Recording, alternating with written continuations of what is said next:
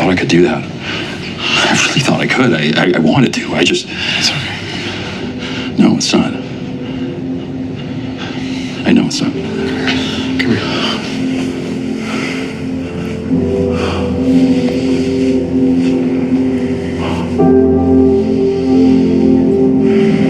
They just do such a good job of capturing what it's like in those moments, I think, in an authentic way.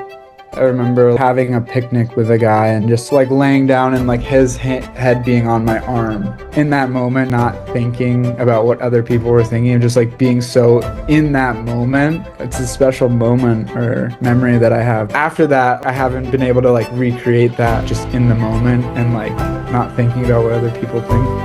That moment was like really special because being authentic is like a really cool feeling. Heated Rivalry has all the feels and frustrations of forbidden love, of confronting yourself and the world as you come out about that love. And we also see from Heated Rivalry that coming out is not just a momentary big reveal. It's a series of negotiations with fear and belonging and truth, sometimes over years and even decades in my case. Hello and welcome back to the Good Life Lab with Dr. Dave. I'm Dr. Dave. And just to let you know, I'm a little sick today. I'm recovering. So I'm going to push through as much as I can. I'm trying to put out one video a week, but you'll notice my voice is a little different. So just kind of bear with me. And we're in the midst of this series I'm calling From Heated Rivalry to Real Loving Relationships. I'm a therapist, college professor, and positive psychology researcher turned content creator. And my goal with this channel is to just introduce you to some science-backed tools and tips to help you just improve your life in some way, in small ways.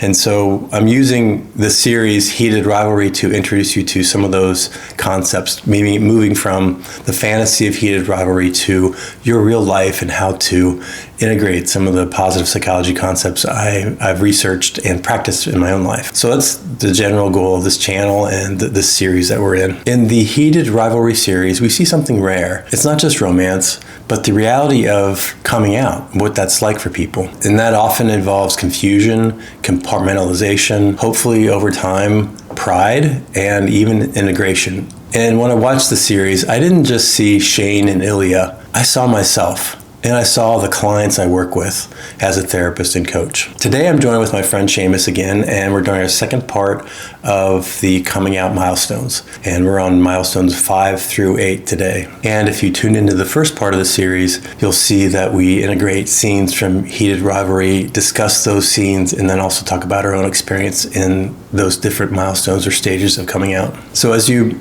might know from the first video, this isn't a how-to come out video. It's not a checklist or a prescribed path for coming out, and it's definitely not a deadline. It's a conversation recognizing where you are right now and realizing you're not broken for being wherever you are on this milestone journey. And let me say, if you've appreciated hearing Seamus and his journey of continuing to come out, been out for 2 years, you'll probably like the series we're just finishing up, where I walk him through this framework I call Compass. It's a coaching framework I developed over 30 years of experience in my own life, but also working with clients. And so I take him through that process step by step. Each letter in the Compass framework stands for something specific along the coaching journey. C, for example, stands for clues and coordinating points. We actually covered that in the first episode with Seamus. I have that posted already. You can refer to that. I'll be posting several more of our conversations around Compass and how he's navigated the last couple years of his coming out journey and what he's planning to do next. He's not finished like I am. I've been out in different ways for a while, but I'm still on a journey of coming out. And so we talk about that in this Compass series that I'd love for you to watch. So Seamus is generously letting us look behind the scenes of his life a little bit. He's honestly wrestling with questions like, who am I becoming? What do I want my life to look like as a gay man who is figuring this shit out still? And how do I build a sense of belonging and identity that actually fits who I am? If you're curious about the coaching process and how I work with people through this Compass framework, please check out the series of videos where we kind of take you behind the scenes of what it's actually like to be in a coaching dynamic relationship. So one more thing before I get back to our current series, finishing up the coming out stages and milestones with Seamus, I want to remind you of a contest that I'm running in March. So from March 1st to March 31st, I'm running a contest I'm calling Compass Quest. And I introduced it in the last video and gave some clues, some preliminary clues. It officially starts March 1st, but I gave a first clue in the last video. And I'm going to repeat it in this video so you can check out the description below for more details. Also listen to the end where I give you a little bit more instructions for how to find and how to go about competing in this upcoming challenge. Thanks for bearing with me in this intro to this final conversation with Seamus around the milestones that we faced coming out and in light of the heated rivalry scenes. So let's get back to that conversations and I'll talk to you on the other side of it. So yeah, this is maybe another example of this next scene of this compartmentalization and the next milestone 5, which is identity strain. So it's kind of in between. Never mind. Okay.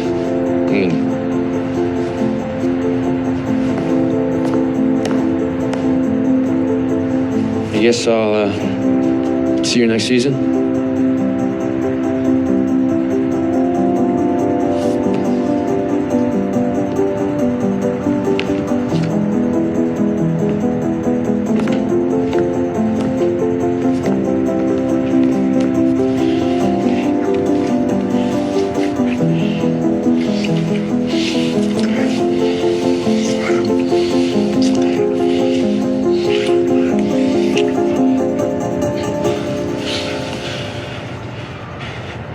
What the fuck are you doing? We're both in tuxedos out in public. No one is looking. You don't know that.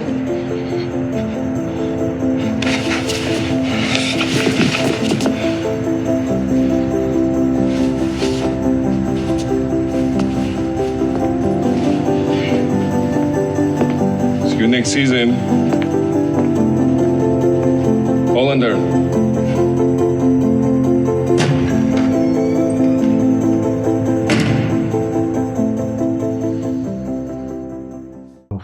Yeah, thoughts on that scene.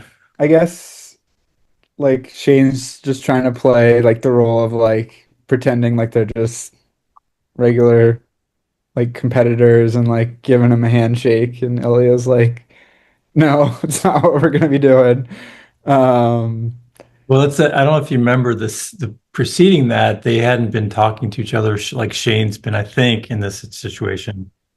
You see him, Ilya's not responding to Shane for a while, and Shane okay. frustrated with that, and so they have Yeah. a confrontation on the rooftop. He thinks Ilya's avoiding him. Hmm. And I think Ilya's dealing with everything back in Russia and doesn't want to deal with Okay. it.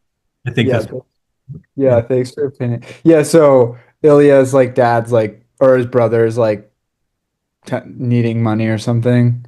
Um, And still, Ilya, even though he's comfortable getting by, he's thinking about maybe his family back in Russia, and they would not be okay with it. And yeah, that's the strain part of it. I think it's for both of them. of the identity. Yeah, I keep coming back to like the idea of like commitment to like the role or like of who you are, and like some hookups and a fling, like totally okay with Ilya, but if like he like starts to develop feelings or like they want to take it to like the next level, I think like that's where there's some strain in like the relationship. And I think just in my experience, like that's really real. Like next time, anytime like a next step needs to be taken, I think if you're not super strong in like who you are, or comfortable with who you are, there can be some pushback from that. And so you see a blending of these milestones or stages, the compartmentalization, but also the strain kind of go. You try to compartmentalize, and that's okay for a while. And maybe one of you is like, no, I'm tired of doing this. I'm not going to worry about it anymore. And then that becomes a strain on the partnership. And then there's another scene. I think this is one of my favorite scenes coming up of kind of demonstrates this strain as well. We don't have to do this. That's cool. Right?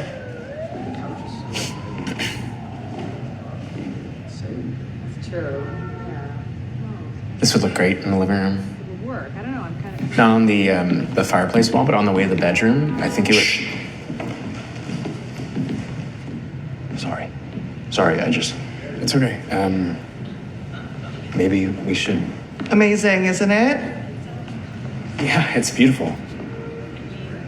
So are you two just browsing or shopping to buy? Or... Oh, I think we're just browsing right now. Yeah. Thank you. Excuse me. Sorry, he's not feeling well. No problem.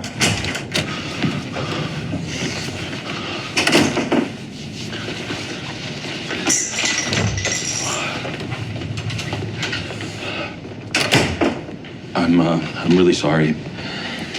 I thought I could do that. I really thought I could. I wanted to. I just. It's okay. No, it's not. I know it's not. Come here.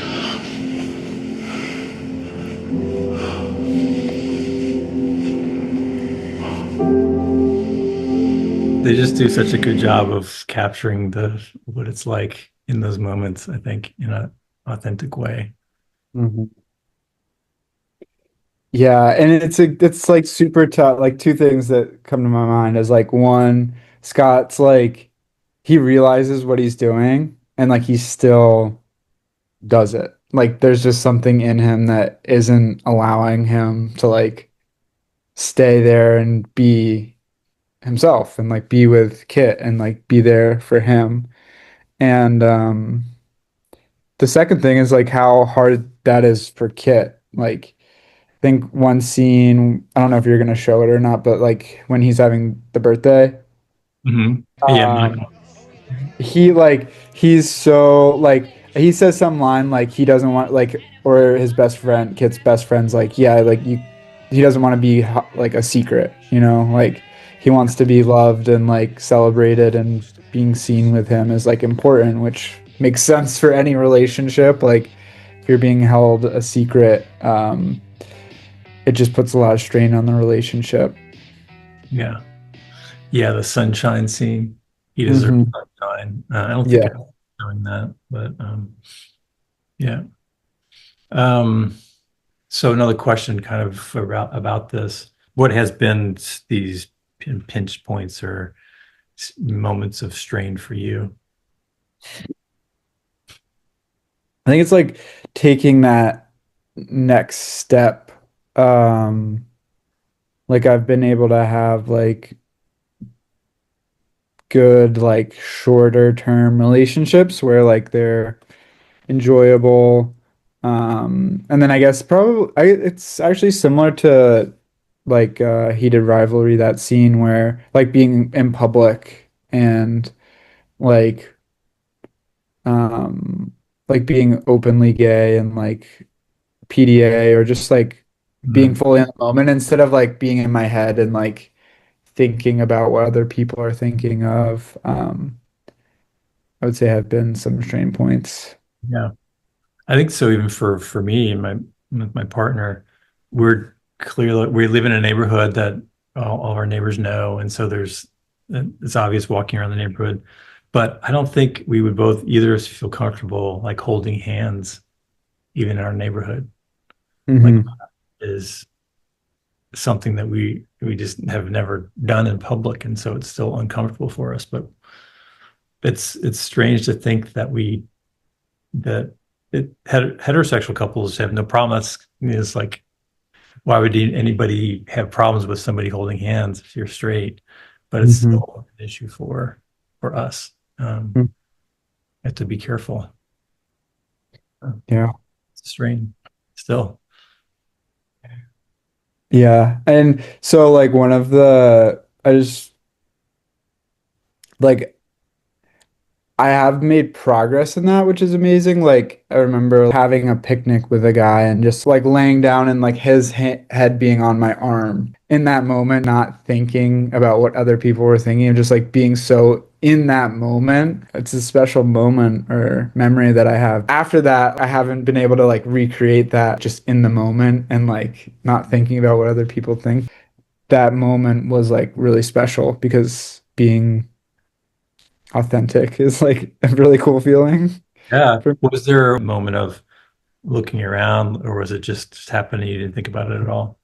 It was this feeling of like I don't care what other people are thinking. Like even if they give me a look or like give us a look, this moment is better than the like negatives that could happen. That's great. Yeah. So the next milestone is identity acceptance, which you kind of touched on that a little bit. So the question I had, was there a milestone moment or series of moments when you felt a sense of acceptance about your identity, which you kind of illustrate a little bit, but anything else come up? A moment that really sticks out to me was I had the opportunity to speak at my church and um I was talking about my coming out story and like that part in itself was scary and I did that, but then afterwards like I gave like a 3 or 4 minute speech about coming out and like it was well received. And afterwards, we all came together in a circle and we held hands and we like sang this like prayer or this song about how like we're all in this together and like we're loved as we are.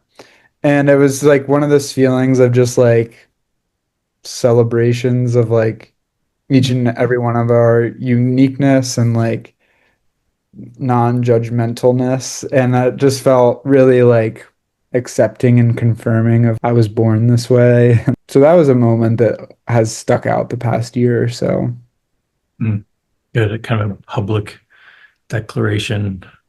Yeah, a public declaration and like just such a good group to do it in front of, like a super open and accepting group. Yeah, so it's like not only declaring it, but then being affirmed by others in that as well. Yes, exactly. Because I was like the speech itself, looking back on it, like my coming out story, I think a lot of people think of it as just like sunshine and rainbows and like super like light and happy. But like the way told the story was like kind of like sad and depressing and like went through all this grief and sadness of like not being able to accept who I was for a little bit and like still on that journey and still to like all of us come together and just like accept where we each are and like we don't need to be like have it all figured out or like perfect. It was just this moment of release, like like this saying of like unconditional love, which is like it's a really lofty expectation, but like having people accept you and love you where you are is like a super powerful experience. Yeah. And my identity acceptance came in different waves or phases. So, yeah, because I was so compartmentalized into my 40s and even into my 50s, really. And then I think I've told you about this. I wanted to have this public declaration where I couldn't go back in the closet anymore. So I planned this public speaking event and had invited a bunch of friends and strangers who ever wanted to come. And just part of this conversation was just me declaring that I'm gay for the first time publicly. Everybody cheered and it was like, very friendly, gay affirming crowd. And so I kind of forced myself because I had spent so much time like professionally, I had to go back in the closet to be in my profession. And so I'm like, no, I can't do that. I'm 50 something. I don't want to do that anymore. So I like it declared, this is it. And so that was my acceptance. And let me show you a scene that kind of illustrates this identity acceptance piece.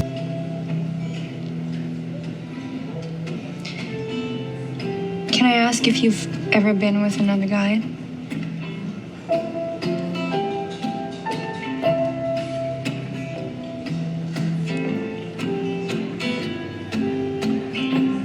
Have you ever told anyone that before? Was it different with a guy?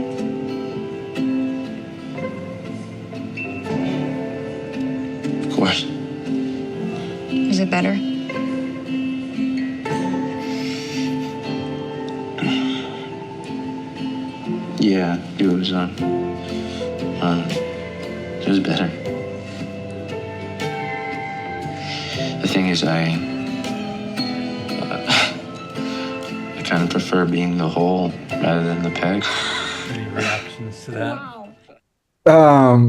Yeah, I think Rose is a sweetheart. I think she handled that like really sweetly and kindly, and it must have been like a really huge relief for Shane to like hear that and be able to just kind of talk it through with somebody. I feel like keeping it all to yourself is like, I don't know, really harmful. Like when we have to bear all of our emotional or all of our things to ourselves. So I think Rose was a sweetheart, and that scene was super sweet.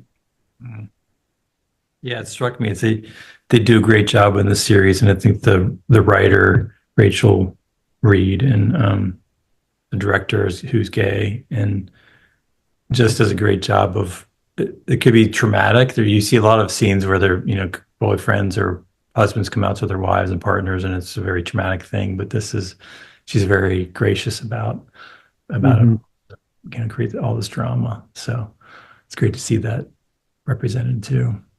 I think I'm gay.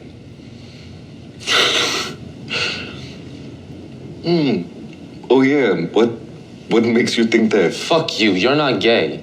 No, not completely. Yeah, well, I think I am. Completely. Okay, so you're gay, so what? Well, it's kind of a big deal. To me, at least. So that scene, it's identity acceptance. I think he, for the first time, kind of verbally says he's gay. Yeah, I love Ilya's response. What makes you think that? Yeah, I feel like Elliot's done a little bit more of like accepting of who he is. So it's just funny to see that where their two differences they're at. Yeah. And it's not only the scene goes on it's to say that Shane's not only torn up about being gay or that that's an issue for him, accepting that, but that he has these feelings for Ilya, and so it's a big part of it too. So the next dynamic milestone is identity pride, and I have the scene where Shane comes out to his parents. Me, Shane. Hi. I left my charger at your place, and it's the old one that fits into my phone, and all the other chargers we have are newer, so... It's okay, Dad. I'm sorry, you shouldn't have found out that way. Found out what, exactly? I'm gay. Which I was going to tell you soon. I'm sorry I didn't tell you sooner. Yeah, and this is Ilya Rosanov. But you already know that. Right. He's visiting and we're, Lovers. No, Ilya, that's gross. But you hate him. No. I mean, I get that, but no, I actually, I love him. And so there's a sense of beginning of more pride. He's able to talk about it. Still not confidently, but he's still talking about it, taking pride in it, I think. And so any comments about that kind of phase of pride, identity pride? And what it was like for you in the, you started coming out to your family first, I think, and friends, but where you started to feel okay about it? I had a recent experience where like me and my friends went to an improv show, and then afterwards we like went to this like straight bar, and it was like maybe like 10 or 11 of us like gay guys coming into the bar, and like the bar was just like so dead and like boring, and like here we come in and we're like loud and we're like having fun and dancing. We like put on Cher on the music, or I forget, maybe it was Whitney Houston, and like we just like started dancing and having fun, and it was like this experience of like, oh, like we're like so fun, and like we're having a good time, and like we're bringing the energy to this place. And I think that was an experience of like some gay pride and like feeling happy of who I'm like in community with and who I am. Yeah, great. So the last milestone dynamic is identity integration. I love you so fucking much. Amazing. You become more public and everybody knows about it and you're comfortable with it. And that inspires Illy and Shane to go to the cottage together. What the? I'm coming to the cottage. So, yeah, any thoughts about identity integration? That's, I think, where the next step is like integrating. I keep coming back to like authenticity, like our authentic selves in our work, in our relationships, in our family. And like that's the last scene. I'll bring the chicken and some salad stuff. Pick up beer in town. Please text. Why? We'll just be there around 5. Please text. We'll text. Pay attention to your phones. And Shane or the parents like going to get food and they were like all like trying to like make plans together and like it was just like a picture of like, oh, that's what I want, like this integration of like your family like and your partner like being integrated and like you're not hiding it or you're not like not feeling fully comfortable to be yourself. Like in such a quick time they were just like integrated, and that feeling of calmness and relaxation like around your loved ones and around everyone is, I think, like something that I can strive for people that are looking for that integration. Yeah, it's something to look forward to because I've had that for the last 14 years now. And so with acceptance of my partner with my family, and it's very natural. So. Yeah, that's amazing. And it was really nice for me to see that and be like, oh, that's what I want, is that integration. And so it was a cool scene. Yeah, it was. It seems so it's like it shouldn't be so affirming for us because that's what people experience all the time, and being straight, it's like it's just natural, but it felt like a natural straight couple, like this is accepted, and parents are like, let's make plan, like that brings joy to me to see that depicted in that way. Yes. All right, thanks. I'll wrap up here and talk to you for a second.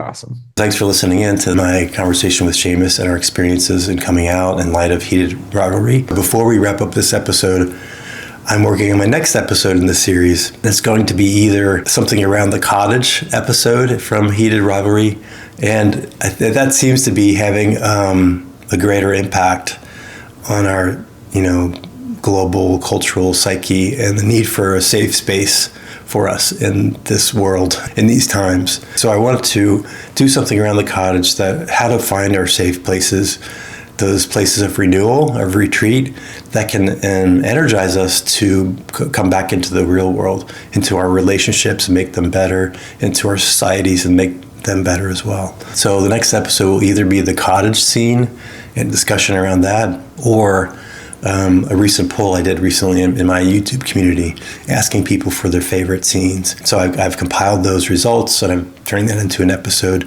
Probably put that out on March 1st, along with more details about this Compass Quest contest. So in the meantime, I hope you can enjoy and tune into my conversation with Seamus as we walk through the Compass process that I mentioned earlier in this episode.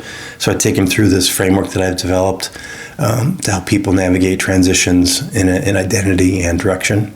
And so we've recorded, several conversations that I'm going to be uploading over the next several weeks as I walk them through the Compass process. So tune into that. I'll post the second episode in that series next week. The first one's already on my channel if you want to check out that. So stay tuned for that, because there's some things in that conversation that's kind of behind the scenes of a coaching relationship that I'm surprised by, kind of where he ends up and what he's beginning to do. We're actually finishing our last conversation later today, and so I'm excited to kind of see the journey he's been on and what he's decided to do to challenge himself, to embrace himself even deeper and more fully over the next several months. And as I said at the top of the episode, I want to give you more details about the Compass Quest Challenge, which starts March 1st officially. Across my YouTube channel and my Substack, where I'm beginning to write a story about my life and the kind of heated rivalry relationships that I've had, and the journey I've been on, as somebody who was in a very religious, monk-like, monastic-like life, but also falling in love with guys, and how I navigated that process. So that's what my Substack's all about. I'm gonna have you go from YouTube to Substack and then back to my website and just collect these clues.